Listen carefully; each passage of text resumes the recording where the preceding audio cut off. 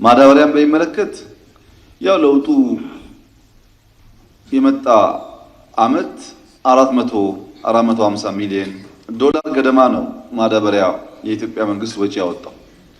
አሁን 1 ቢሊዮን ዶላር አወጣን ካል የተሰጠውን ትኩረት ከምናወጣው ወጪ አንፃር በቀላሉ መገመት ይቻላል።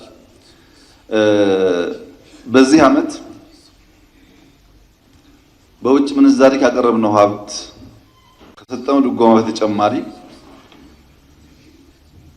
በትራንስፖርት ዘርፍ ቀደም ሲል ከጅቡቲ ወደ ማንሳት የምንችለውን አቅም በ3 እጥፍ ከፍ አድርገነዋል። የባቡር የማንሳት አቅም በከፍተኛ ደረጃ ተሻሽሏል። ዘንድሮ 12.9 ሚሊዮን ኩንታል መጀመሪያ ከገዛን በኋላ ለትግራይ ክልል 800,000 ኩንታል ተጨማሪ ማዳበሪያ ገዝተናል። አና ከተረፈው ጋር ተጨምሮ 15.9 ሚሊዮን ኩንታል ገደማ ማዳበሪያ ተገዝቷል።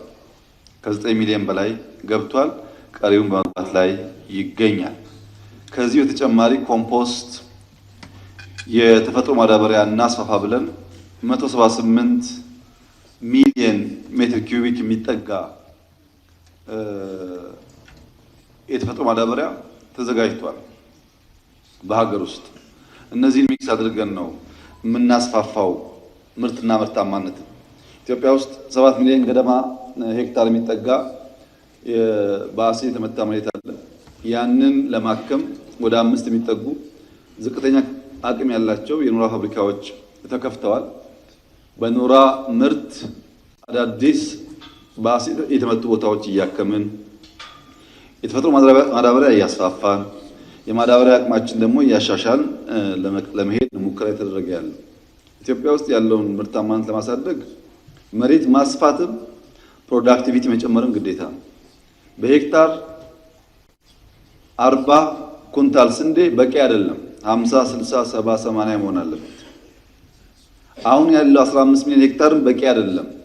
ወደ 20 ማስጠጋት ይቻላል ኖራ ብቻ እያመረተ።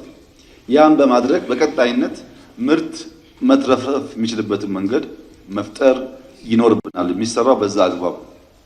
ዘንድሮ ያጋጠመው የማዳበሪያ ሁኔታ ያው ሁላችሁም እንደምታውቁት ማዳበሪያና ስንዴ አብዛኛው ከራሻ ዩክሬን አካባቢ የሚገዛ ነገር ነው እና ስንዴም በዓለም ገበያ ውስጥ ከፍተኛ ችግር የሆነው እነሱ ጋር ባለው ግጭት የተነሳ በቀላሉ ኤልሲ ከፍቶ ስንዴ መግዛት፣ በቀላሉ ኤልሲ ከፍቶ ማዳበሪያ ማስገባት ለብዙ ሀገራት ችግር ነው።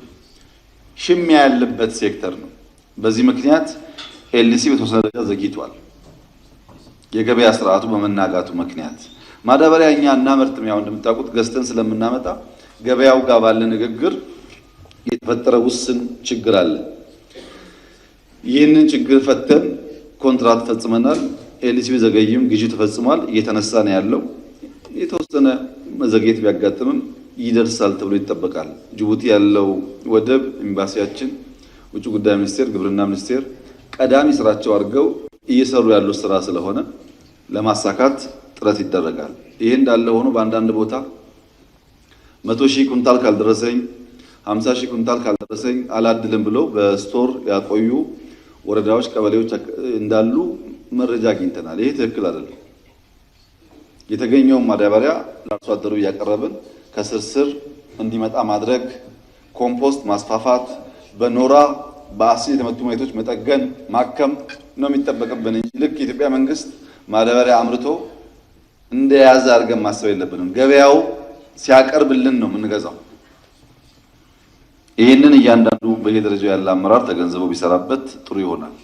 ፋብሪካ ምን ታስቧል የተባለው ያው ላለፉት 2-3 ዓመታት በከፍተኛ ደረጃ ሙከራ የተደረገበት አንዱ ክፍል የማዳበሪያ ፋብሪካ ነው። ኢትዮጵያ የማዳበሪያ ፋብሪካ ለመስራት ሁሉም አይነት ግብዓት ማቅረብ ትችላለች። ችግሩ ኢንቨስትመንቱ ነው። የማዳበሪያ ፋብሪካ መጀመሪያ የተፈጥሮ ጋዝ ይፈልጋል። የተፈጥሮ ጋዝ ለማውጣት 3-4 ቢሊዮን ዶላር ይጠይቃል። ቀጥሎ ፖታሽ ማውጣት ይፈልጋል። ይሄም ሰፋ ያለ ኢንቨስትመንት ይፈልጋል። ቀጥሎ ጋዙ ካለበት ወይም ፖታሽ ወዳለበት ወይም መሃል ቦታ ላይ ፓይፕ መዘርጋት ይፈልጋል። ይሄም ቢሊየንስ ኦፍ ዶላር ይፈልጋል። ህዳሴን ኮይሻን የሚገነባ ሀገር እንደዚህ አይነት ኮሚትመንት አሁን ለጊዜው መውሰድ ይቸገራል። ነገር ግን ብዙ ባለሀብቶች የብዙ ሀገር ባለሀብቶች ጋር 2 3 4 ጊዜ ተነጋግረን እስከ ኤምኦዩ መፈራረም ደርሰን በተለያየ ምክንያት የተፋለሰ ጉዳይ ነው። አሁንም አበክረን እንሰራለን። አንደኛ የግል ሴክተር ኢንቨስት እንዲያደርግ፣ ያም ካልሆነ ዋና የመንግስት ፕሮጀክቶች ሲጠናቀቁ ቀጥሎ የመንግስት ትኩረት የሚሆነው አንዱ የማዳበሪያ ፋብሪካ ይሆናል። ግን ትልቅ ሀብት ስለሚጠይቅ በቀላሉ የሚሰራ ስራ እንዳልሆነ ከግምት እንዲወሰድ ነው።